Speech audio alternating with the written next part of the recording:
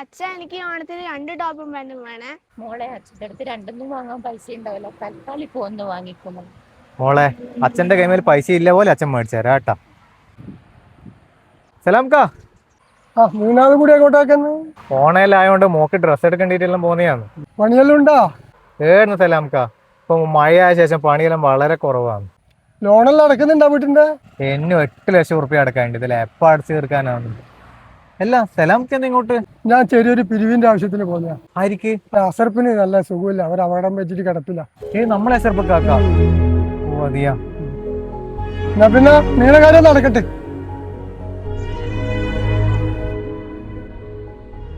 ആരാണ് അച്ഛൻ ഈ അഷ്റഫൊക്കെ? അത് അച്ഛന് പണ്ട് സുഖമില്ലാത്ത സമയത്ത് അച്ഛനെ ഒരുപാട് സഹായിച്ച ആളാ മോളെ. എന്നാ ഡ്രസ് വാങ്ങിക്കാൻ വെച്ച പൈസ അവർക്ക് കൊടുത്താലോ? അപ്പൊ മോക്ക് ഡ്രസ്സ് വേണ്ടേ? അത് സാരില്ല അച്ഛാ, അവരെ കാര്യം നടക്കട്ടെ.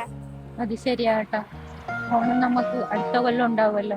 ഡ്രസ്സ് നമുക്ക് തൽക്കാലം ഇപ്പൊ ഉണ്ടല്ലോ, ഓരോ കാര്യം നടക്കും. പൂവ് നമുക്ക് പറമ്പത്തു നിന്നെല്ലാം പറിച്ചിട്ടല്ലോ ഉണ്ട്.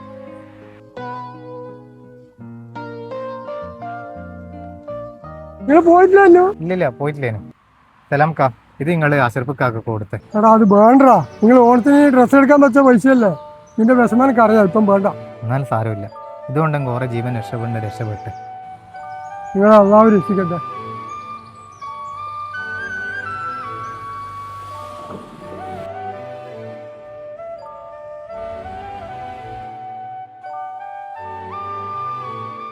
മതത്തിനും കക്ഷി രാഷ്ട്രീയത്തിനും അപ്പുറമാണ് മനുഷ്യൻ, മാനവൻ.